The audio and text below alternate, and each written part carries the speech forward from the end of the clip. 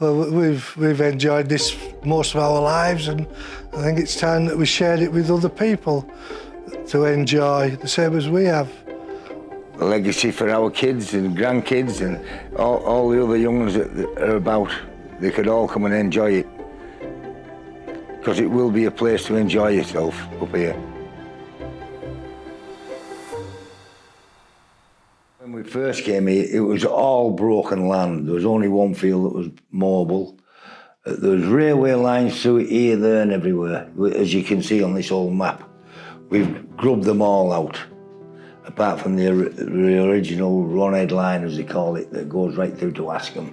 Well, this map was what was presented to us after my father. When we bought the farm. When my father and uncle first bought the farm in 1965, and this was the map that they gave us after the sale. We set off, we were a dairy farm, we set off milking about 30, 40 cows when we first came here. And by the time we'd put all the modern buildings up. By the time we retired, we were milking about 200 cows. That's all we were born to do. We both started working when we were 7-year-old, every night after school, every weekend. We knew nothing else. It was 7 days a week, 52 weeks a year. It was hard work, long hours, and it's just what you did. All farmers were the same, all dairy farmers anyway.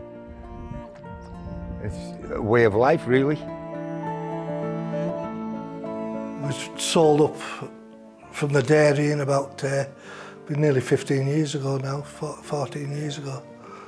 This is Nigel Pond, as it was 100 years ago, could be more than 100 years ago. You can actually see islands in the middle of it, and the original farmhouse is in this pit, in this lake, where it was actually undermined, and the farmhouse sank into the bottom, and a farmhouse was rebuilt here. This is the new farmhouse. This farm was built in 1906. Yeah. It was the biggest, deepest and biggest pit in the world at the time, was Nigel. This is a part of the farm that's going to be used for the resort.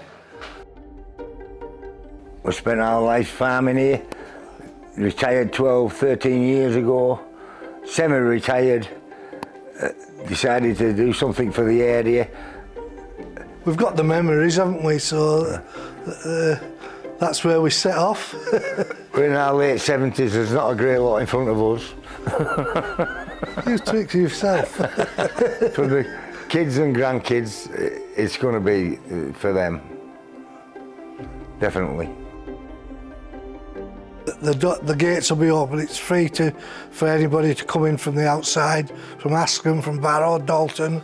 They'll be able to come and use the facilities. It's provided us with a good living, a hard living, but it's provided us with with a good living for a lot of years.